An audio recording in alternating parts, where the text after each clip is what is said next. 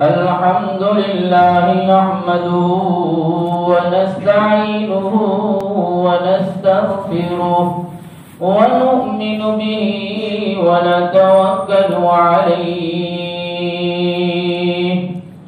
ونعوذ بالله من شرور أنفسنا ومن سيئات أعمالنا من يهده الله فلا مضل له ومن يضلله فلا هادي له ونشهد أن لا إله إلا الله وحده لا شريك له ونشهد أن سيدنا ونبينا وسندنا ومولانا محمدا عبده ورسوله صلى الله تعالى عليه وعلى آله وأصحابه أجمعين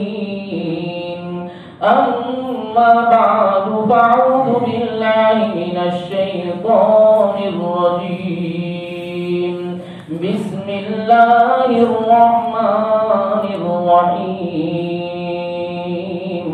ولقد نادانا نوح فلنعم المجيبون ونجيناه وأهله من الكرب العظيم وجعلنا ذريته هم الباقين وتركنا عليه في الآخرين سلام على نوح في العالمين إنا كذلك نجزي المحسنين إنه من عبادنا المؤمنين ثم أغرقنا الآخرين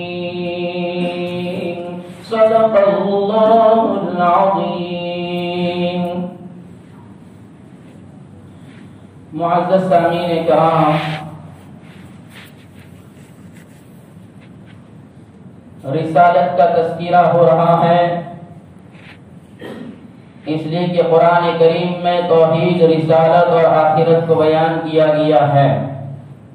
عقیدہ توحید کے بعد عقیدہ رسالت، جس میں حضرت نوح علیہ السلام کا تذکرہ جاری ہے، جس میں حضرت نوح علیہ السلام کی دعا کے بعد اللہ تبارک و تعالیٰ کی جو پکڑ اور عذاب منکرین پر آیا ہے اس کا تذکرہ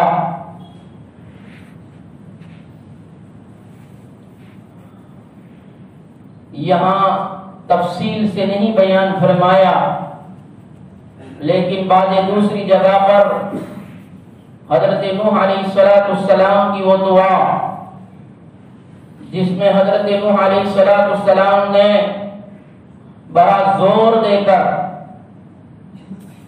اللہ تبارک و تعالیٰ سے التجا کی اور فرمایا رب لا تذر علی الارض من الکافرین دیارا، کہ سرزمین کے اوپر کسی بھی نافرمان کو باقی مت چھوڑ، تیری زمین کو ان ناپاکوں سے پاک کر دیں، اس لیے کہ اگر کوئی بھی گمراہ، کوئی بھی نافرمان، کوئی بھی منکر، کوئی بھی نالائق اور ناپاک اگر زمین پر باقی رہا تو پھر سے وہ دوسروں کو گمراہ کرے گا اور ان کی اولاد بھی گمراہ اور ناشکر پیدا ہوگی، اس لیے ان کو سفر ہستی سے ختم ہی فرما دے۔ تو پھر اللہ تبارک و تعالیٰ نے ان کی اس التجا کے اوپر اس قوم کو، ان منکرین کو، ان نافرمانوں کو، ان نااہلوں کو جو ختم فرمایا ہے اور بڑی عجوبہ انداز سے اور بڑے بھیانک عذاب سے ان کو ختم کیا گیا اور فرمانبرداروں کو بچا لیا گیا۔ اس کے تذکیرے سے پہلے مفسرین نے جن باتوں پر بحث کی ہے وہ یہ ہے کہ حضرت نوح علیہ السلام کی دعا ہے اس کو اتنی بڑی مقبولیت کیوں ملی؟ اللہ تبارک و تعالیٰ نے ان کی دعا کو اتنا عظیم انداز سے کیوں قبول فرمایا؟ اجابت دعوت کیوں ہوئی؟ اس کے جو شرائط بیان ہو رہے تھے کہ اجابت دعا کی مقبولیت اور دعا کے قبول ہونے کے لیے جن جن اصول و آداب اور شرائط کی ضرورت ہے، جن میں سے چند گزشتہ تک سنے ہیں، صحیح تبیان القرآن فرماتے ہیں ان شرائط و آداب میں سے ایک شرط اور ادب یہ بھی ہے کہ جب اللہ سے دعا مانگی جائے تو حضور قلبی کے ساتھ مانگی جائے، اس لیے کہ حضرت ابو ہریرہ رضی اللہ عنہ فرماتے ہیں، ترمذی شریف کی روایت ہے کہ اللہ کے رسول صلی اللہ علیہ وسلم نے فرمایا کہ اللہ سے خوب دل لگا کر دعا مانگا کرو، اللہ سے حضور قلبی کے ساتھ دل کی حاضری کے ساتھ دعا مانگا کرو، غفلت دل اور بے خبری کی دعا کو اللہ قبول نہیں فرماتا۔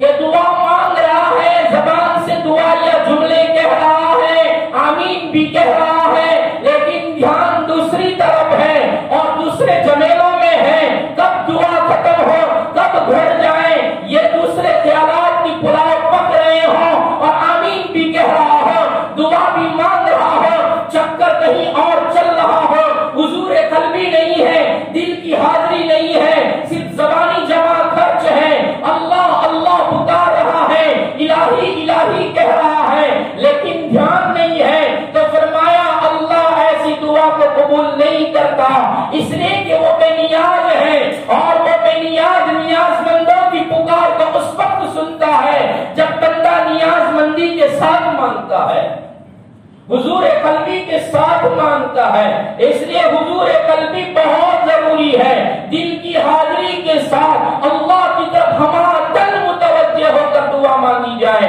یہ ایک شرط اور ادب ہے۔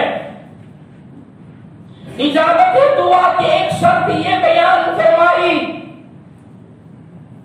کہ رو کر تضرع کے ساتھ اور خوف کے ساتھ اللہ سے دعا مانگی جائے، کہ آنکھوں میں آنسو بھی ہو، رونا نہیں آتا تو شکل رونے کی بنائی ہو، اور شکل رونا بنا کر اللہ سے مانگا جائے، شکل بکا بنا کر اللہ سے مانگا جائے، اور اللہ کے خوف کے ساتھ دعا مانگی جائے تو اللہ اس دعا کو قبول فرماتا ہے۔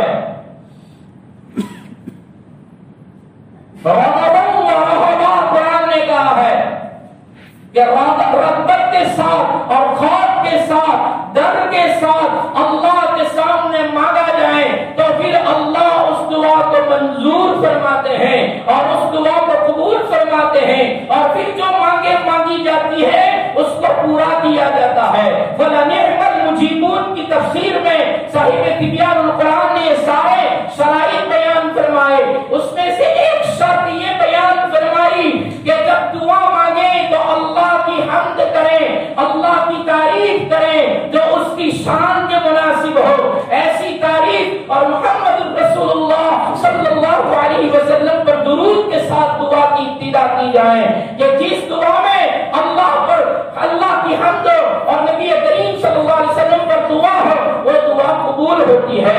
حضرت فضالہ بن عبید رضی اللہ عنہ فرماتے ہیں نبی کریم صلی اللہ علیہ وسلم ہمارے ساتھ بیٹھے ہوئے تھے، ایک آدمی آیا اور اس آدمی نے نماز پڑھی اور نماز کے بعد اس نے دعا مانگی اور کہا اللہم اغفر لی وارحمنی، اے اللہ میری مغفرت فرما، مجھ پر رحم فرما۔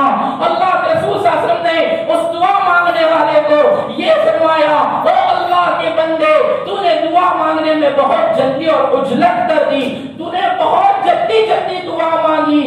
پر پھر اللہ کے رسول صلی اللہ علیہ وسلم نے فرمایا کہ جب بھی دعا مانگے تو اللہ کی حمد کرے جو اس کی شان کے مناسب ہو اور مجھ پر درود پڑھیں، اس کے بعد دعا مانگے۔ اس نمازی کو اللہ کے رسول صلی اللہ علیہ وسلم نے یہ ہدایت کی۔ اس کے بعد تھوڑی دیر کے بعد راوی کہتے ہیں دوسرا ایک آدمی آیا، اس نے نماز پڑھی اور نماز کے بعد اس نے اللہ کی تعریف کی، الحمدللہ رب العالمین والعاقبۃ للمتقین والصلاۃ والسلام علی سید الانبیاء والمرسلین صلی اللہ تعالی علیہ وعلی آلہ واصحابہ وازواجہ واتباعہ واصحابہ اجمعین۔ اس طریقے سے دعا مانگی اور اس نے اس کے بعد اللہ کے رسول صلی اللہ علیہ وسلم نے اس کے الفاظ سنے کہ اللہ کی تعریف بھی کر رہا ہے، نبی پر درود بھی بھیج رہا ہے۔ اللہ کے رسول صلی اللہ علیہ وسلم نے اس دعا مانگنے والے سے فرمایا اب دعا مانگ، تیری دعا قبول ہو جائے گی۔ اس سے ہر دعا کرنے والے کو یہ سبق دیا گیا کہ دعا مانگو تو اللہ کی تعریف کرو، زیادہ تعریف کے کلمات نہیں آتے ہیں، صرف اتنا کرو الحمدللہ رب العالمین، اور پھر نبی پر درود بھیجو۔ کوئی درود نہیں آتا، درود ابراہیمی تو سب کو آتا ہے کہ تحیات میں پڑھتے ہیں، قاعدے میں پڑھتے ہیں، وہ درود شریف پڑھو۔ اس کے بعد جو بھی دعا مانگنی ہے دعا مانگو، دعا کو قبولیت ملے گی۔ حضرت عمر ابن خطاب رضی اللہ عنہ فرماتے ہیں جس نے اللہ کی حمد اور نبی کے درود کے بغیر دعا مانگی اس کی دعا ادھر رہتی ہے، اس کی دعا آسمان پر نہیں جاتی۔ کون کہتا ہے؟ خلیفۃ المسلمین امیر المؤمنین عمر ابن خطاب فرماتے ہیں جس دعا میں اللہ کی حمد نہ ہو، محمد رسول اللہ پر درود نہ ہو، وہ دعا ادھر معلق رہتی، آسمان پر نہیں جاتی۔ اور اس کے بعد ایک اور شرط بیان فرمائی، انشاءاللہ جتنا لکھا ہے وہ سنانے کی کوشش کی جائے گی۔ ایک شرط اور ادب لکھا کہ جب دعا مانگو تو متبرک وقت کی تلاش کرو، برکت والے وقت کو تلاش کر کے دعا مانگو۔ پھر فرمایا سال میں اگر جاتے ہو تو یوم عرفہ سب سے برکت والا دن، یوم عرفہ میں دعا مانگو۔ مہینوں میں جانا ہے تو فرمایا رمضان کا مہینہ سب سے متبرک وقت ہے، سب سے متبرک مہینہ ہے۔ پھر ہفتے میں اتواریا میں جانا ہے، یوم الجمعہ کو جاؤ، یوم الجمعہ میں دعا مانگو، یہ سب سے متبرک وقت ہے پورے ہفتے میں۔ اور فرمایا ساعت اور گھڑیوں کے اعتبار سے، رات کے اعتبار سے جانا ہے تو فرمایا سحر کے وقت جاؤ، سحری کا وقت، تہجد کا وقت، رات کا آخری تہائی وقت، اس میں اللہ سے دعا مانگو، اس لیے کہ اللہ قرآن میں کہتا ہے وَبِالْأَسْحَارِ هُمْ يَسْتَغْفِرُونَ کہ وہ سحر کے وقت میں استغفار کرتے ہیں۔ اور پھر نبی کریم صلی اللہ علیہ وسلم کی روایت بیان کی، حدیث بیان کی گئی، اللہ کے رسول صلی اللہ علیہ وسلم نے فرمایا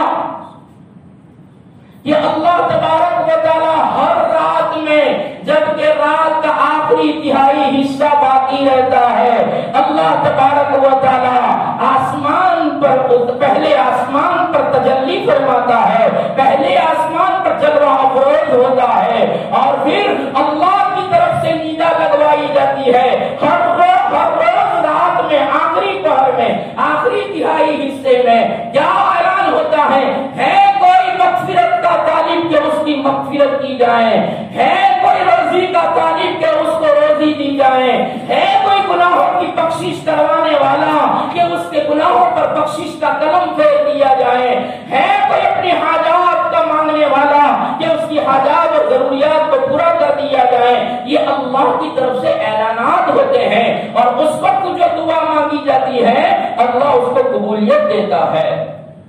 پھر فرمایا گیا اس رات کے آخری حصے میں دعا کی مقبولیت کے بارے میں کہ سلطان صلاح الدین ایوبی رحمت اللہ علیہ تخت شاہی پر ہے، سلطانی کا لقب ہے، سلطانی کا تاج ہے اور بادشاہ کہلاتا ہے، لیکن سحر کے وقت کی پابندی ہے، اور سحر کے وقت میں اس اللہ سے مناجات کی پابندی اور اہتمام ہے۔ فرمایا صلیبیوں سے لڑائی ہو رہی ہے اور صلیبیوں کا لشکر جم میں کثیر ہے، بہت کثیر تعداد میں صلیبی لوگ ہیں، اور ادھر مسلمانوں کی تعداد بہت قلت میں ہے، بہت کم تعداد میں مسلمان ہیں، اور ایک دم خبر آئی کہ دشمن کا اور بحری بیڑا آ رہا ہے، سمندر کا لشکر آ رہا ہے،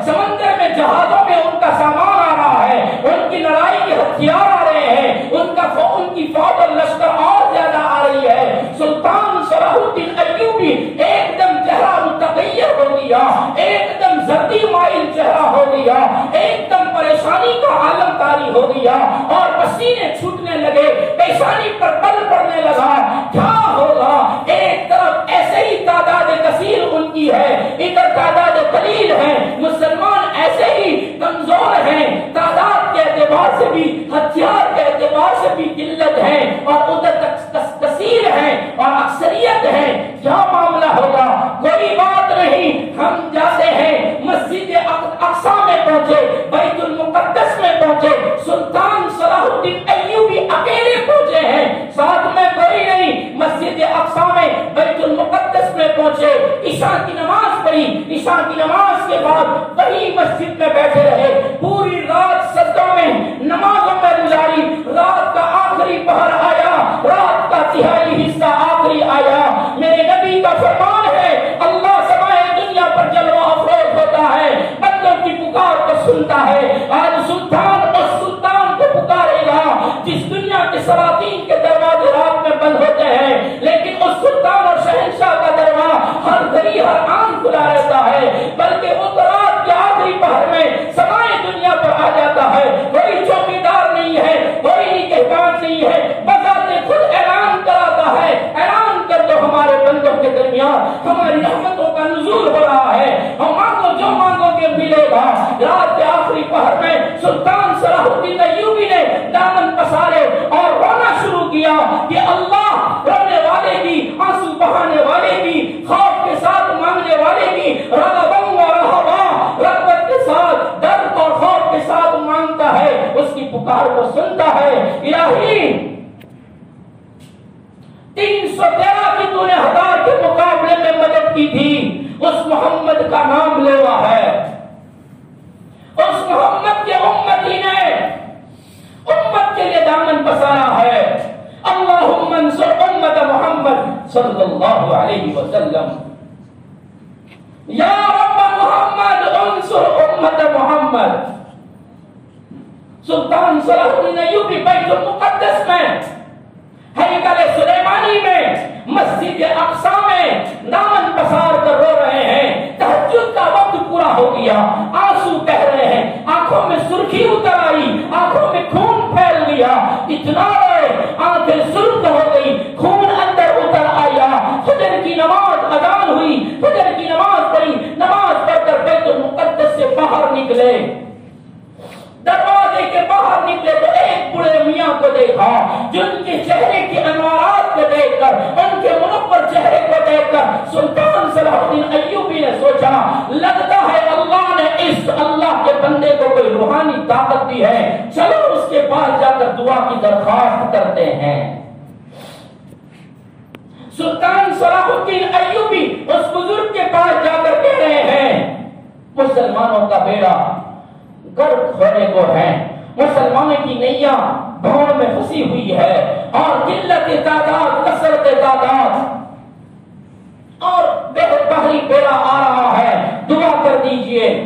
وہ بھی اللہ والا تھا جس کو اللہ نے بصیرت دی تھی، اس نے سلطان صلاح الدین ایوبی کی آنکھوں کی سرخی کو دیکھا اور اس کی سجن کو دیکھا، آنکھیں سج گئی ہے اور اس کے اندر خون اتر آیا ہے.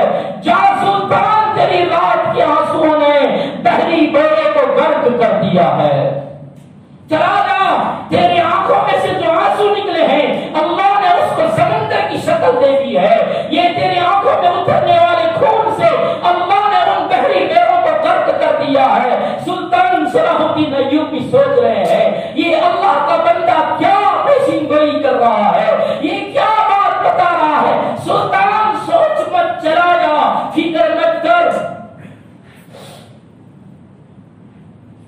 انفرجت فی السماء، جو آسمانوں کو پھاڑ سکتا ہے، جو آسمانوں کو چیر سکتا ہے اور چیر کر 8000 کی مدد کے لیے عمرو بن عاص کے لشکر کی مدد کر سکتا ہے، وہ اس زمانے میں بھی تیرے لشکر کی مدد کے لیے آسمان پھاڑ سکتا ہے. جو 313 کو فرشتے بھیج کر 3000 کا 5000 کا چوتھے پارے میں ذکر فرمایا، 3000 کا 5000 کا لشکر اللہ آسمان سے فرشتوں کا بھیج کر 313 کو غالب کر سکتا ہے. وہ اللہ تیرے لشکر کی حفاظت دشمنوں کو سمندر میں ڈبو کر سکتا ہے. چلا جا یہاں سے. سلطان صلاح الدین ایوبی پہنچ گئے. 3 دن کے بعد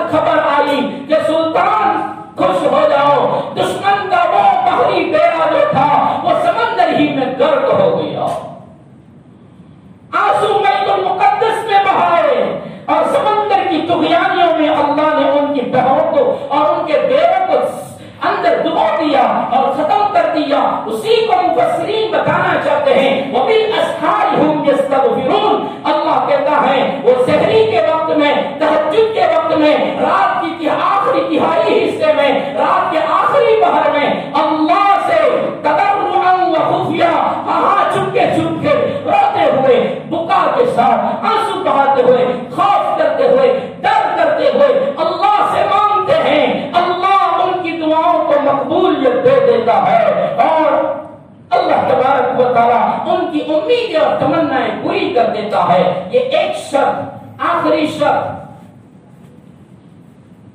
دعا کے قبول ہونے کے لیے، آخری شرط جس کو سب سے بڑی شرط میں بتایا گیا، توبہ کرنا اور جو مظالم ہوئے ہیں اس کا استدراک، اس کا احتساب اور اس کو یاد کرنا. جو مظالم ہوئے ہیں حقوق اللہ کے بارے میں، حقوق العباد کے بارے میں، اس کا استحضار کرنا، اس کو یاد کرنا. مجھ سے کیا کیا کمی ہوئی ہے، مجھ سے کس کس کا حق مرا ہے، کس کس کے حق میں کمی بیشی ہوئی ہے، اس کا استدراک ہو، اس کا استحضار ہو اور اس کے استدراک کے بعد، اس کی استحضار اور محاسبے کے بعد فرمایا اللہ سے توبہ کرنا اور حقوق مظالموں کو، جو مظالم ہوئے ہیں مظلوموں تک، اس کی رسائی کر دینا. یہ سب سے اہم ہے. جب اس طرح ہوتا ہے تو پھر اللہ دعاؤں کو قبول فرماتا ہے. حضرت کعب احبار رضی اللہ عنہ کے حوالے سے فرمایا، کعب احبار کہ حضرت موسیٰ علیہ السلام کے زمانے میں بارش نہیں ہو رہی ہے، وہ واقعہ نہیں سنا تھا جو ہم سنتے آ رہے ہیں. یہ دوسری بات ہے.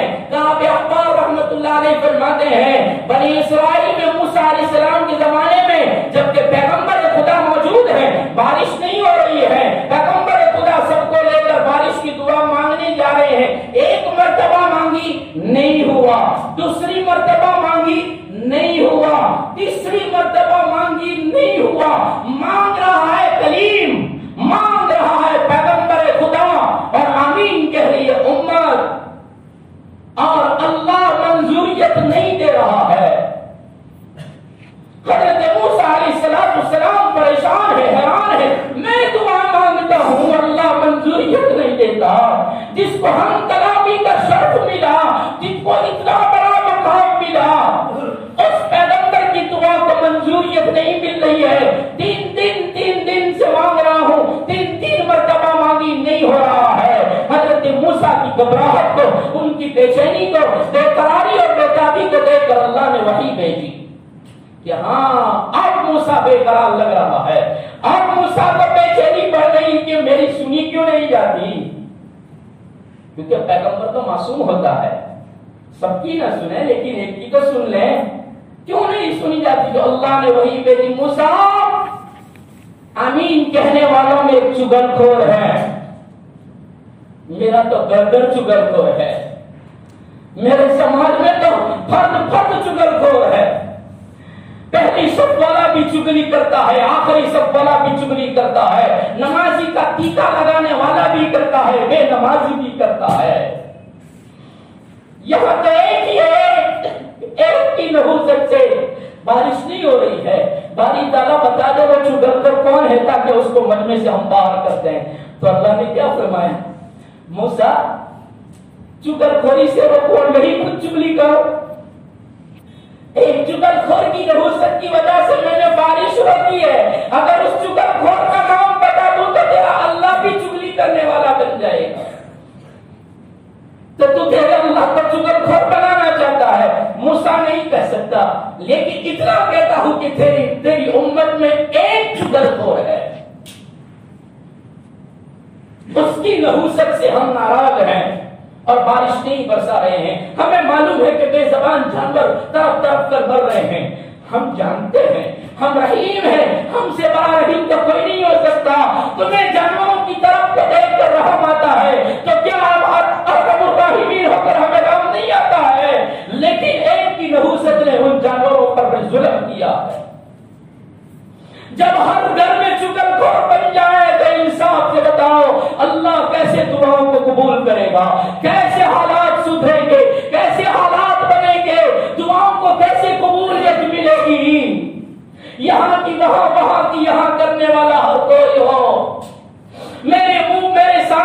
کچھ اور بولے، اس کے پاس جا کر کچھ اور بولے، میری وہاں اور وہاں کی میرے پاس کریں اور جھگڑے کرا دیں۔ ارے گھر میں ایسا ہو، پورا سماج ایسا بن گیا ہو۔ آج تک تو سنتے تھے کہ عورتوں میں یہ بیماری ہوتی ہے، لیکن اب تو عورتوں سے زیادہ مردوں میں یہ بیماری ہے۔ مجلس میں ساتھ میں بیٹھے، ایک اٹھ کر گیا تو جو اٹھ کر گیا اسی کی شروع کر دی۔ ابھی تو ساتھ میں بیٹھے تھے، اٹھ کر گیا اس نے اتنے میں اسی کی چغل کھوئی اور اسی کی غیبت۔ باری تعالیٰ نہیں بتائیں گے۔ حضرت موسیٰ علیہ السلام نے پوری قوم کو خطاب کر کے فرمایا، سارے مجمع کو خطاب کر کے فرمایا، اے مجمع والوں، سارے کے سارے توبہ کرو چغلخوری سے۔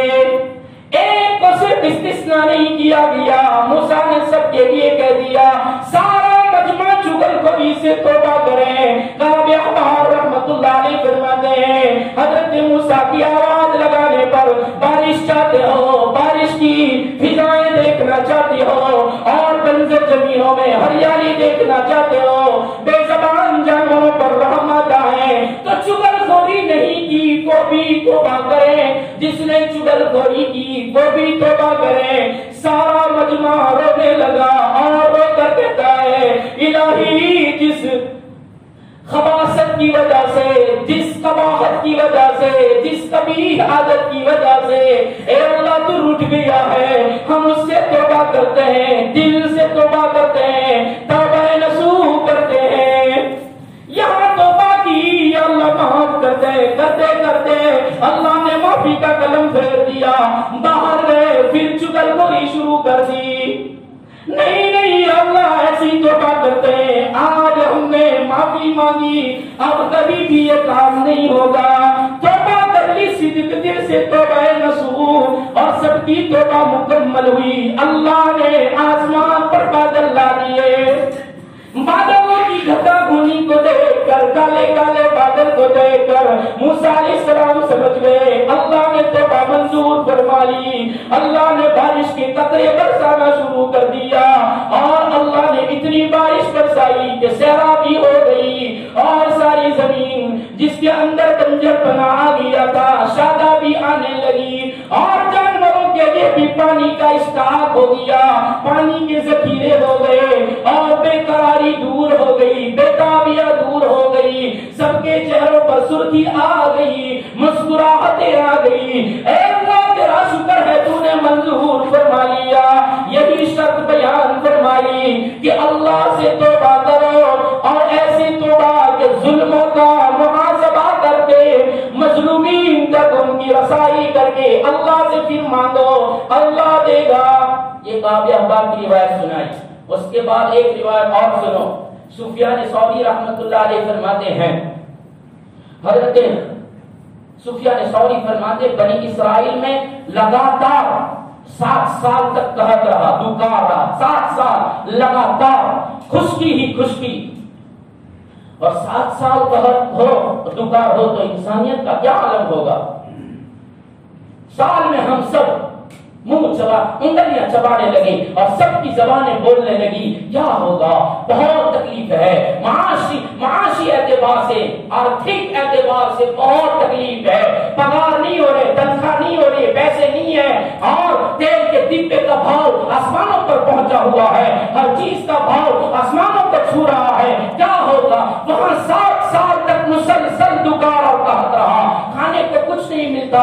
سفیان ثوری فرماتے ہیں سارے کے سارے بنی اسرائیل کوڑے کرکٹ ڈالنے کی جگہ اکیلا جہاں کچرا ڈالا جاتا ہے وہاں جو بھی مردار جانور پڑا ہوتا اس مردار جانور کو کھانے لگے، یہاں تک کہ اپنی اولاد کو کھانے لگے۔ ایسا سنا کبھی میں نے آپ نے، اس کو تفسیر کہتے ہیں فَلَنِعْمَ الْمُجِيبُونَ، اللہ کیا ہی بہتر قبول کرنے والا ہے، لیکن قبول کب کرتا ہے؟ اس کے شرائط میں فرمایا توبہ، ایسی توبہ جس کو نصوح کہا جاتا ہے۔ ساروں نے اپنی اولادیں کھانا شروع کیا اور جب اولاد اپنی خود کی اولاد کو کھائے اس سے بڑی بری حرکت تو کوئی نہیں ہو سکتی۔ سارے کہ یہ کیا کر رہے ہیں، اپنی ہی اولاد کو تو کیا کریں، بھوک اتنی لگی ہے کہ معصوم بچوں کو گلے پر چھری چلا کر ان کی گودیاں کھا رہے ہیں. سارے کے سارے دوڑے اور دوڑ کر پہاڑوں پر چڑھے اور پہاڑوں پر جا کر اللہ سے التجا کر رہے ہیں. وہ آسمان والے دیکھ لے ہم نے ہماری اولادوں کو کھا لیا. سفیان ثوری فرماتے ہیں وہ سارے آسمانوں کی طرف دیکھ کر چلا رہے ہیں اللہ نے بنی اسرائیل کے انبیاء پر وحی بھیجی اور کہا کہ نہ تمہاری سنی جائے گی نہ ان کی سنی جائے گی، یہاں تک کہ تم چل چل کر اپنے پاؤں گھس کر گھٹنوں تک تمہارے پاؤں گھس جائیں گے پھر بھی ہم نہیں سنیں گے. تمہارے ہاتھ اٹھا اٹھا کر اونچے کر کر کے آسمان تک تمہارے ہاتھ پہنچ جائے اور تم دعا مانگتے مانگتے تمہاری زبانیں تھک کر گونگی ہو جائیں پھر بھی ہم تمہاری پکار کو نہیں سنیں گے. باری تعالیٰ کیا بات ہے، کیا وجہ ہے، اتنی ناراضگی کیوں کہ پاؤں گھٹنوں تک گھس جائیں، زبانیں گونگی ہو جائیں، ہاتھ آسمانوں تک اٹھ جائیں پھر بھی نہیں سنیں گے. تو فرمایا تمہاری قوم نے حقوق العباد مارے ہیں اور سب پر ظلم کر کے کسی نے زمین غصب کر لی، کسی نے مال غصب کر لیا، کسی نے روپیہ پیسہ غصب کر لیا. ہاں یہ سب کے اوپر مظالم کیے ہیں. جب تک ان مظالموں کو جن کے اوپر ظلم کیا ان مظلوموں تک ان کے سامان کی رسائی نہ ہو جائے، ان کا سامان اور ان کا حق پہنچا نہ دیا جائے، وہاں تک تمہارا رب راضی نہیں ہوگا اور تمہارا رب بارش نہیں برسائے گا، تمہارا رب تمہیں نعمتیں نہیں دے گا. ساری قوم سے کہا گیا، بنی اسرائیل سے کہا گیا کتنا رو گے، کتنا چیخو گے، کتنا چلاؤ گے، جس نے دیا ہے اس تک پہنچا دو. میں اور آپ خود سوچ لیں، یہ قرآن کی تفسیر قیامت تک کے لیے قرآن ہے اور قرآن کی آیتیں اگلوں کے لیے جتنی تھی پچھلوں کے لیے بھی اتنی ہی ہے، قیامت تک رہے گی. میں سوچ لوں، میرا معاشرہ سوچ لیں، میرا سماج سوچ لیں، یہ حالات کیوں دور نہیں ہوتے؟ کیوں بیماری روز افزوں بڑھ رہی ہے؟ مرنے والوں کی تعدادیں کیوں بڑھ رہی ہے؟ علاج کے باوجود بھی اثر کیوں نہیں ہوتا؟ اور جو بھی علاج کرانے جاتا ہے اس کی اکثریت کی خبر آتی ہے کہ انتقال ہو گیا. کیوں ہوتا ہے؟ ہم نے حقوق مارے ہیں، بھائی بہنوں کے حقوق دبائے ہیں. ہاں دبائے ہیں. ان کا جو حق ہوتا ہے وہ حق نہیں دیا ہے، اور دیا ہے تو کم دیا ہے. اور کتنے تو معاف کیجیے کہ یہاں کی بات نہیں، ہر مسلم معاشرے کی بات کر رہا ہوں. وقف میں دیا ہوا، مسجدوں میں مدرسوں میں دیا ہوا کھیت اور زمین، وہ بھی جب پیسوں کو آتے ہوئے دیکھا اور پیسوں کی بھرمار دیکھی تو انہوں نے بھی کہا یہ کھیت تو ہمارا ہے، دستاویز ہمارے نام کا ہے، ہمارے نام پر چل رہا ہے. تیرے باپ دادا نے مسجد میں وقف کیا تھا لیکن وہ بھولے والے تھے، نہیں جانتے تھے کہ ایک زمانہ آئے گا، 21ویں صدی آئے گی جس میں پیسوں کی بھرمار ہوگی، زمین خزانہ ابلے گی. اذا زلزلت الارض زلزالها واخرجت الارض اثقالها، جب زمین اپنے سونے اگلے گی اور اندر سے خزانے اگلے گی، اس کا مطلب یہ نہیں کہ سونا چاندی نکلے گی، اس کا بھرو پڑ جائے گا. اتنا گیا اتنا ملا، اتنا زمین کا ٹکڑا گیا اور اتنے روپے ملے. فرمایا جب ایسا ہوتا ہوا دیکھا گیا تو بھولے بھالے باپ داداؤں نے دستاویز پر اپنا ہی نام رہنے دیا، وقف کر کیا. تو وہ متولیوں نے بھی بیچارے بھولے بھالے تھے، سمجھے کہ ایسا نہیں ہوگا کہ وقف کرنے کے بعد کوئی واپس رہے، لیکن وہ زمانہ آ گیا. کئی بستیوں کا سنا کہ دیا تھا مسجد میں، سالوں سے مسجد کے نام پر تھا، اب ان کی نسلیں کہہ رہی ہے کہ تو ہمارا ہے، ہمارے باپ دادا نے صرف سچائی کے لیے دیا تھا، وقف تھوڑی کیا تھا. مسجد والوں سے لڑائی جھگڑا، تو مسجد والوں نے بھی سوچا کہ یہ لڑائی جھگڑا کیوں کریں، چلو بھائی نہیں مانتے تو دے دو، وہ جانے ان کا اللہ جانے. فَلَنِعْمَ الْمُجِيبُونَ، اگر دعاؤں کو قبول کروانا چاہتے ہو تو فرمایا توبہ کرو اور جن کے حقوق مارے ہیں تو حقوق ان کو واپس کرو. حضرت عیسیٰ علیہ السلام ایک اور روایت اسی کے تحت میں بیان فرمائی، مروی ہے کہ حضرت عیسیٰ علیہ السلام کے زمانے میں جب بارش نہیں ہو رہی تھی، وہ تو موسیٰ بنی اسرائیل کے زمانے کی بات تھی، یہ عیسیٰ کے زمانے کی بات ہے۔ حضرت عیسیٰ علیہ السلام کے زمانے میں بارش نہیں ہو رہی ہے اور سارے لوگوں کو تنگ دیکھا تو حضرت عیسیٰ علیہ السلام دعا مانگنے کے لیے یہ شرط لگا رہے ہیں جو بھی گنہگار ہو وہ یہاں سے چلا جائے، جو بھی گنہگار ہو مجمع میں سے چلا جائے۔ تو سارا مجمع چلا گیا، عیسیٰ کے ساتھ ایک ہی آدمی باقی رہا۔ عیسیٰ علیہ السلام دیکھ رہے ہیں کہ اتنے سارے مجمع میں سے ایک کا آدمی باقی رہا، سارے چلے گئے، یہ کیا بات ہے؟ تو حضرت عیسیٰ نے اس آدمی سے کہا ان سب نے تو اقرار کر لیا کہ ہم تو گنہگار ہیں، اس لیے وہ سارے چلے گئے، تو کیوں نہیں گیا؟ کیا تو نے گناہ نہیں کیا ہے؟ تو آدمی کہتا ہے جہاں تک میرے علم میں ہے وہاں تک میں نے کوئی گناہ کیا نہیں ہے، صرف ایک مرتبہ ہوا تھا اور وہ بھی گناہ ایسا کہ میں نماز پڑھ رہا تھا اور میرے سامنے سے ایک عورت گزری تو میری یہ ایک آنکھ سے میں نے اس کو نماز میں سے دیکھ لیا، تو نماز ہی میں اللہ کی طرف سے تنبہ ہوا، متنبیہ کی گئی اور کہا نماز ہماری پڑھتے ہو اور دیکھتے کسی اور کو ہو، اور ہماری نمازیں دیکھیں۔ ہر نماز پڑھنے والا مسجد کی ہر چیز دیکھ لیتا ہے، نماز میں ہر چیز دیکھ لیتا ہے، کس نے کیسا رکوع کیا، کس نے کیسا سجدہ کیا، کس نے کیسا قاعدہ کیا، نماز میں دیکھ لیتا ہے۔ اور یہ نماز کی حالت میں اگر سامنے کوئی چیز لکھی ہوئی ہو پڑھ لے تو نماز ٹوٹ جاتی ہے، کتنے لوگ تو نماز کی حالت میں لکھی ہوئی چیزیں بھی پڑھ لیتے ہیں، اس سے نماز ٹوٹ جاتی ہے۔ تو فرمایا میرے سامنے سے ایک عورت کا گزر ہوا، اس کی طرف میری کنکھی سے میں نے دیکھ لیا، کاتری مار کر دیکھ لیا، اس پر نماز میں تنبہ ہوا، تو میں نے اسی وقت انگلی آنکھ میں ڈالی، درد بہت ہوا اور میں نے اندر تک انگلی گھسائی اور اس آنکھ کو نکال کر اس عورت کے پیچھے پھینک دیا۔ یہ میری آنکھ کانی ہے وہ اس لیے ہوئی تھی، میں نے یہ آنکھ پھینک دی اور اللہ نے تنبہ کیا اس آنکھ کا کام ہی نہیں ہے جو نماز میں کسی اور کی طرف متوجہ اور اس کی طرف کر دیں۔ بس حضرت عیسیٰ علیہ السلام فرماتے اب تو دعا مانگ میں آمین کروں گا۔ لو پیغمبر امتی سے کہہ رہا ہے تو دعا مانگ میں آمین کہوں گا، اس لیے کہ تیری توبہ ایسی توبہ ہے کہ امید ہے کہ تیری دعا پر اللہ خالی نہیں بتائے گا۔ اس امتی نے دعا مانگی، اس حواری نے دعا مانگی، حضرت عیسیٰ نے آمین کی، اللہ نے مہر برسا دی، اللہ نے ان کی تنگیوں کو آسانیوں میں بدل دیا اور فراوانیوں میں بدل دیا۔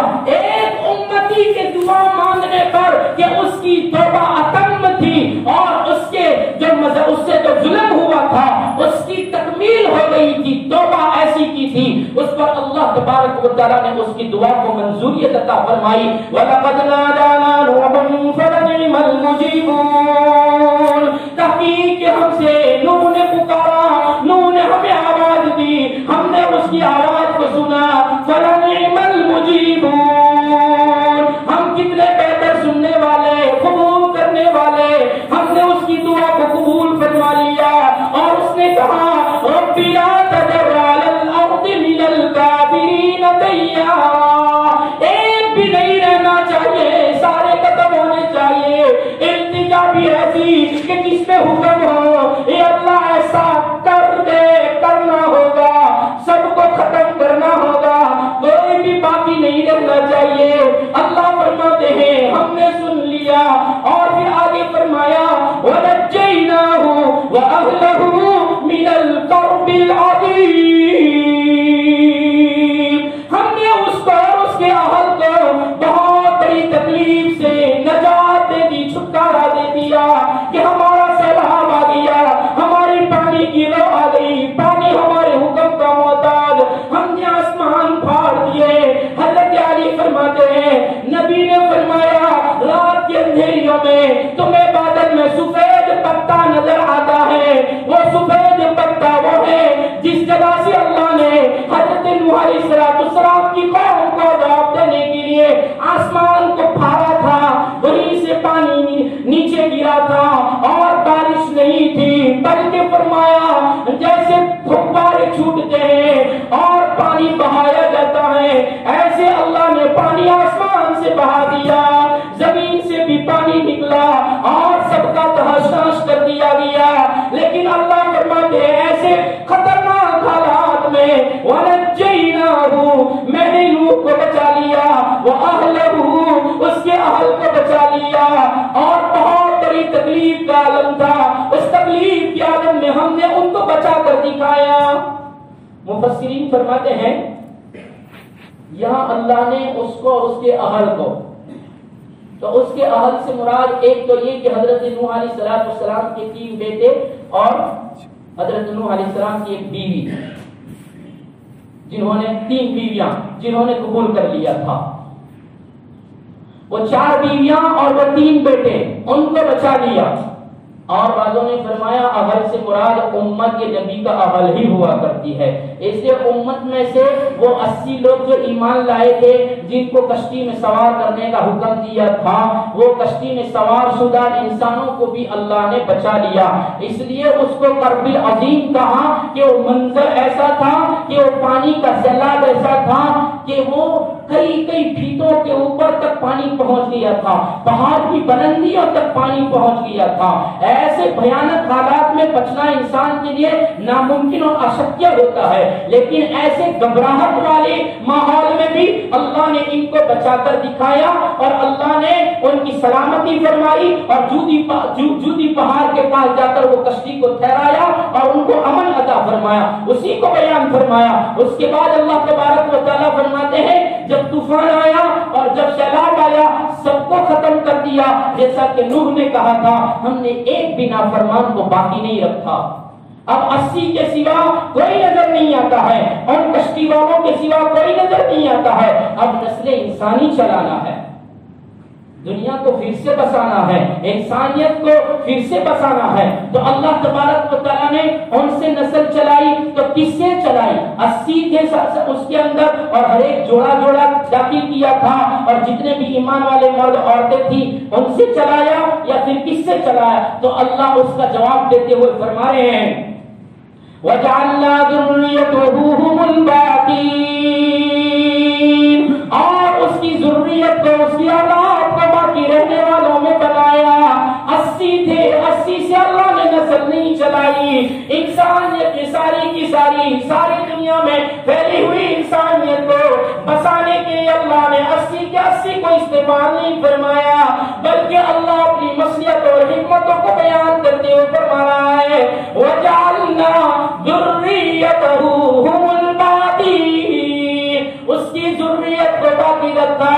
اس کے 3 بیٹے تھے، حام، سام، یافس، اللہ نے ان 3 سے نسلیں چلائی، پوری دنیا کو ان 3 سے چلایا، ان 80 سے نہیں۔ اور فرمایا روایت میں آتا ہے کہ حام جو تھا، جس سے عرب، جتنے بھی عرب والے ہیں وہ حام کی اولاد ہے، اور جتنے بھی سودانی ہیں، حبشی ہیں، کالے ہیں، وہ سارے کے سارے سام کی اولاد ہے، اور جتنے بھی ترکی ہیں، روم والے ہیں، وہ سارے کے سارے یافس کی اولاد ہیں۔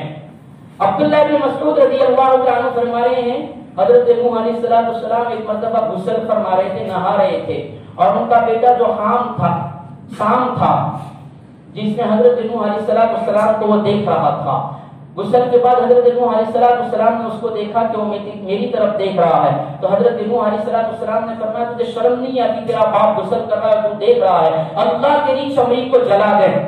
حضرت نوح علیہ السلام نے کہا، تو ان کا یہ بیٹا جو تھا نا، حضرت عبداللہ بن مسعود رضی اللہ عنہ فرماتے، جس کو صاحب در منصور علامہ جلال الدین سیوطی رحمۃ اللہ نے لکھا ہے کہ اللہ نے اس کو کالا کر دیا۔ حضرت نوح کا بیٹا بہت خوبصورت تھا، لیکن باپ کی بد دعا کی وجہ سے اللہ نے اس کو کالا کر دیا، اور اس کی جتنی بھی نسل چلی وہ ساری کالی ہے، جس کو حبشی کہتے ہیں، سودانی کہتے ہیں، وہ ساری اس کی اولاد سے پیدا ہوئے۔ تو بہرحال اللہ تبارک و تعالیٰ نے ان 3 کے ذریعے سے حضرت نوح علیہ السلام کی پھر ذریت کو چلایا، انسانیت کو چلایا۔ اس لیے حضرت نوح علیہ السلام کو آدم ثانی کہا جاتا ہے کہ ان کی اولاد سے نسل چلی، نسل انسانیت چلی، اس لیے ان کو آدم ثانی کہا جاتا ہے۔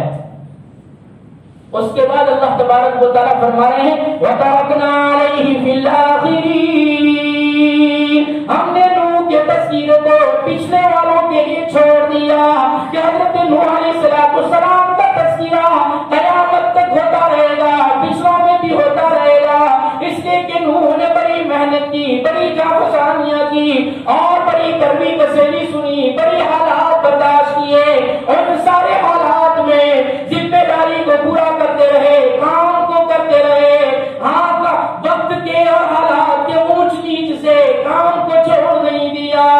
میرا حال یہ ہے کہ دین کا کام کروں، حالت بدلے تو میں بھی بدل جاؤں، مناسب حالات ہو تو کروں، نامناسب حالات ہو جائیں تو ہم تبلیغ کو بھی کونے میں رکھ دیں اور کہیں نہیں ہماری سنو تو ہی کریں گے، ہماری رائے کو کوئی سنتا نہیں کریں گے۔ اور وہاں حضرت نوح ہر حال میں کرتے رہے اور ہر حال میں جیسے بھی بھیانک حالات آئے ان حالات میں بھی کرتے رہے، تو اللہ نے فرمایا وَتَرَكْنَا عَلَيْهِ فِي الْآخِرِينَ، ہم نے نوح کے تذکرے کو پچھلوں کے اندر چھوڑ دیا کہ جو بھی آئے گا وہ نوح کا تذکرہ کرے گا اور نوح کی باتیں کرے گا اور نوح پر سلام بھیجے گا، سلام علی نوح فی العالمین، اور عالمین کے اوپر ہم نے نوح علیہ السلام عالمین والے ان پر سلام بھیجتے ہیں کہ دنیا میں جتنے بھی نسلیں آئے گی وہ ساری مختلف نسلوں کے لوگ حضرت نوح علیہ السلام پر سلام بھیجیں گے، اس لیے کہ وہی ان کے دادا ہوئے۔ سودانی بھی سلام بھیجیں گے، عرب بھی سلام بھیجیں گے، ہندوستان والے بھی سلام بھیجیں گے، سارے کے سارے سلام بھیجیں گے، اس لیے کہ عجم کا جو حصہ ہے جس میں ہم آگے، عرب کے سوا عجم کے اندر یہ ایشیا والے آ گئے، پاکستان، ہندوستان، سری لنکا، بنگلہ دیش، یہ سارے عجم میں آ گئے، تو فرمایا یہ عرب اور عجم یہ سام کی اولاد ہیں، حضرت نوح کے بیٹے سام کی اولاد میں ہم سب ہیں، تو وہ ہمارے دادا ہوئے آدم ثانی، اس لیے فرمایا سلام علی نوح فی العالمین، عالمین والے ساری دنیا والے حضرت نوح علیہ السلام پر سلام بھیجتے رہیں گے، اور انبیاء کو بھی بعد میں آنے والے انبیاء کو اللہ کی طرف سے کہا جاتا تھا کہ نوح پر سلامتی کی دعا کرو، نوح پر سلام بھیجو، اس لیے کہ نوح نے وہ کام کیا ہے 950 سال تک تھکایا ہے۔ اِنَّا كَذَلِكَ نَجْزِي الْمُحْسِنِينَ، ہم اسی طرح محسنین کو بدلہ دیا کرتے ہیں جو ہمارا کام کرتے ہیں، حالانکہ احسان تو اس کا کہ وہ ہم سے کروا رہا ہے، لیکن پھر بھی اللہ کہتا ہے اِنَّا كَذَلِكَ نَجْزِي الْمُحْسِنِينَ، ہم محسنین کو اسی طرح بدلہ دیا کرتے ہیں، جو ہمارے احکام پر چلتے ہیں وہ ہمارے محسن ہیں۔ اللہ کہتا ہے نماز ہم پڑھیں ثواب ہمیں ملے، اور اللہ کہے کہ وہ ہمارے محسن ہیں جو نماز پڑھنے آئے، لو عبادت کر رہے ہیں، عبادت ہم کریں اور اس کا اجر ہمیں ملے، لیکن پھر بھی اللہ کہے کہ وہ ہمارے محسن ہیں۔ نوح علیہ السلام نے محنت کی اور محنت میں لگے رہے، تو اللہ نے فرمایا اِنَّا كَذَلِكَ نَجْزِي الْمُحْسِنِينَ، اور یہ قاعدہ قیامت تک رہے گا، جو بھی اللہ کے احکام کو پورا کرے گا، جو بھی اللہ کے حکموں کو مانے گا اور اس کی اطاعت کرے گا، اللہ اس کو اسی طرح بدلہ دے گا جیسا کہ نوح کو بدلہ دیا۔ صاحب معالم العرفان فرماتے ہیں اللہ نبی کریم صلی اللہ علیہ وسلم کو تسلی دیتے ہوئے کہہ رہے ہیں جیسے نوح نے کیا ہم نے اس کے ساتھ احسان کا معاملہ کیا، ہم اس کو محسن سمجھ کر ہم نے اس کو بدلہ دیا کہ ہم نے اس کو اور اس کی اہل کو عذاب سے بچا لیا۔ اور میرے حبیب اگر مکہ والے نہیں مانتے، جس دن ہماری پکڑ آ گئی تو یاد رکھو ہم تمہیں بچا لیں گے، تمہاری ماننے والوں کو بچا لیں گے، اطاعت کرنے والوں کو بچا لیں گے۔ بیماریاں آئی، لا علاج بیماریاں آئی، اور اگر احکام پر ہیں، ہماری پکڑ ہے، ہمارا غضب ہے، ہماری ناراضگی کے پاداش میں ہے، تو سنو جو ہماری کرے گا اِنَّا كَذَلِكَ نَجْزِي الْمُحْسِنِينَ، ہم احسان والوں کے ساتھ ایسا بدلہ دیا کرتے ہیں کہ ہم بیماریوں سے ان کو محفوظ کر دیتے ہیں، پھر ان کو ماسک کی ضرورت نہیں پڑے گی، ہاں پھر ان کو گھروں میں رہنے کی ضرورت نہیں پڑے گی، وہ گھومیں گے پھریں گے لیکن ان پر اثر نہیں ہوگا، اس لیے کہ اِنَّا كَذَلِكَ نَجْزِي الْمُحْسِنِينَ، ہم محسنین کو اسی طرح بدلہ دیا کرتے ہیں۔ إِنَّهُ مِنْ عِبَادِنَا الْمُؤْمِنِينَ، وہ ہمارے مومن بندوں میں سے تھے، اور جو مومن بن جاتا ہے، اس لیے ہم سب تو مسلمان ہیں، ابھی مومن نہیں بنے ہیں۔ قالت الأعراب آمنا قل لم تؤمنوا ولكن قولوا أسلمنا، کچھ اعرابی کچھ گاؤں آ کر کہنے لگے یا رسول اللہ ہم مومن بن گئے، اللہ نے جبرائیل کو بھیجا جاؤ ہمارے حبیب سے کہہ دو، آنے والوں کو کہہ دو تمہارا دعویٰ غلط ہے، ابھی تم مسلمان ہو مومن نہیں بنے ہو، یہ کہو کہ ہم مسلمان ہیں، مومن تو وہ ہوتا ہے إِنَّهُ مِنْ عِبَادِنَا الْمُؤْمِنِينَ، نوح کو ماننے والے مومن بنے تھے،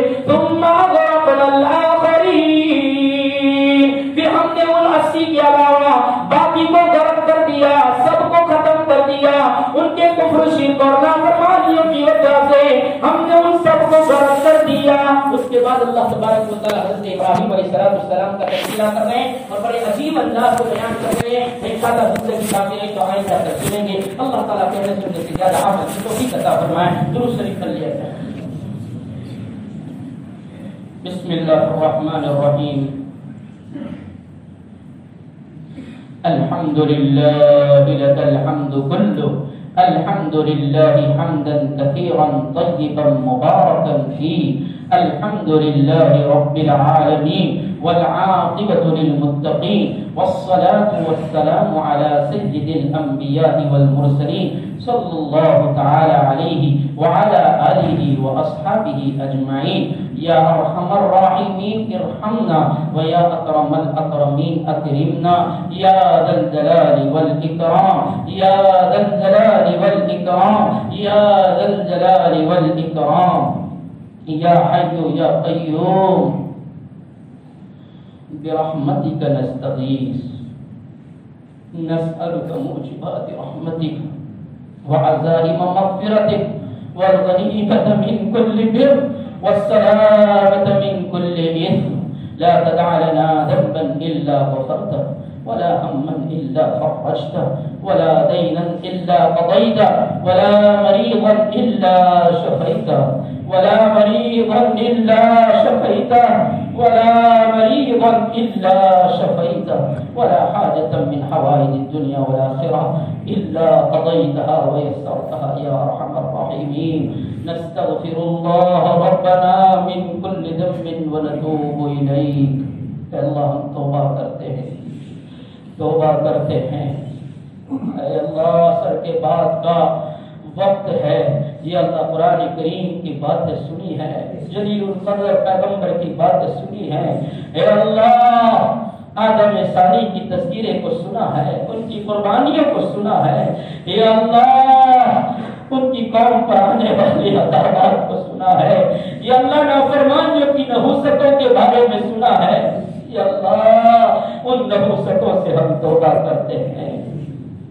یا اللہ ان نافرمانیوں سے ہم توبہ کرتے ہیں جس کی وجہ سے آپ کا غضب آتا ہے, آپ کی پکڑ آتی ہے, آپ کی ناراضگی اترتی ہے, رحمتوں سے محروم کر دیا جاتا ہے. اے اللہ ایسی نافرمانیوں سے توبہ کرتے ہیں, توبہ کو قبول فرمائیے. اے اللہ تضرعا وخفیا اور مولا کریم رغبت کرتے ہوئے ڈرتے ہوئے آپ کے سامنے دامن پسارے ہیں. رغبت اس بات کی ہے کہ آپ معاف کر دیں گے, ڈر اس بات کا ہے کہ ہمارے گناہوں کی نحوستیں کہیں رکاوٹ نہ بن جائیں. اے اللہ ماضی کی زندگی پر معافی کا قدم پھیر دیجیے. یا اللہ آپ کے بندے آپ کے سامنے آئے ہیں, یا اللہ جرموں کا اقرار کرتے ہیں. اے اللہ خطاؤں کا اعتراف کرتے ہیں. اے اللہ تسلیم کرتے ہیں کہ بہت گناہ کیے ہیں, لیکن مولا ہم آپ کو غفار الذنوب سمجھتے ہیں, اور آپ غفار الذنوب ہے ہی مولا, آپ ستار العیوب ہے ہی, آپ غفور الرحیم ہے ہی. یا اللہ تب تو ہم زمین پر زندہ ہیں. اے اللہ غفار الذنوب ہونے کے ناطے ہمارے گناہوں کو معاف کر دیجیے. ستار العیوب ہونے کے ناطے ہمارے قصوروں پر موت تک ستاری فرمائیے. یا اللہ ستاری کی چادر میدان محشر میں بھی ڈال دیجیے, اور ستاری کی چادر کی اوٹ میں جنت الفردوس میں پہنچا دیجیے. اے اللہ غفور الرحیم ہے ہی, اس اعتبار سے یا اللہ معاف بھی کر دیجیے, رحم بھی فرما دیجیے. یا اللہ مرحومین کی قبروں کو نور سے منور فرما دیجیے. اے اللہ جنت الفردوس کا فیصلہ فرما دیجیے. اے اللہ انسانیت بیماریوں کے بستروں پر سانسیں لے رہی ہے. اے اللہ بہت دکھی انسانیت ہے.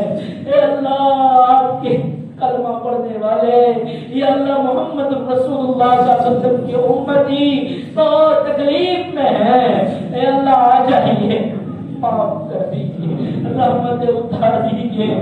یا اللہ بے شک ہمارے اندر ہر قسم کی بدکاری ہے, ہر قسم کی اللہ کمیاں ہیں. یا اللہ ہر قسم کی خطائیں ہیں. یا اللہ اے اللہ لیکن پھر بھی یا آپ اپنی رحمت کے رحیم ہونے کے ناطے، رحمان ہونے کے ناطے یا اللہ رحم فرما کر، مہربانی فرما کر سب کو شفا عطا فرما دیجیے یا اللہ، سب کے لیے عافیتوں کے فیصلے فرمائیے یا اللہ، آپ نے ہمیں سلامت رکھا ہے، یہ آپ کا احسان ہے یا اللہ، موت تک سلامت رکھیے اے اللہ، ہر قسم کی چھوٹی بڑی لا علاج بیماریاں، وبائی امراض یا اللہ، ہر قسم کی بیماریوں سے یا اللہ پناہ مانگ رہے ہیں، پناہ دے دیجئے، عافیتوں کا سوال ہے، عافیت دے دیجئے یا اللہ، سب کے لیے عافیت مقدر فرما دیجئے یا اللہ، پریشان حالوں کی پریشانیاں دور فرما دیجئے یا اللہ، مقروضین کے قرضوں کی ادائیگی کی شکل صورتیں پیدا فرمائیے اے اللہ، قید و بند میں جو لوگ محبوس ہیں ان کے لیے رہائی کی اللہ اسباب پیدا فرما دیجیے اے کریم آقا، جنہوں نے بھی دعا کے لیے کہا، جن کا ہم پر قولی فعلی مالی احسان ہے، ان سب کو دنیا آخرت میں بہتر سے بہتر بدلہ عطا فرمائیے اور مولا ہماری دعاؤں کو اپنے فضل سے نبی کریم صلی اللہ علیہ وسلم کے صدقے طفیل میں قبول فرمائیے وصلی اللہ علی النبی الکریم برحمتک یا ارحم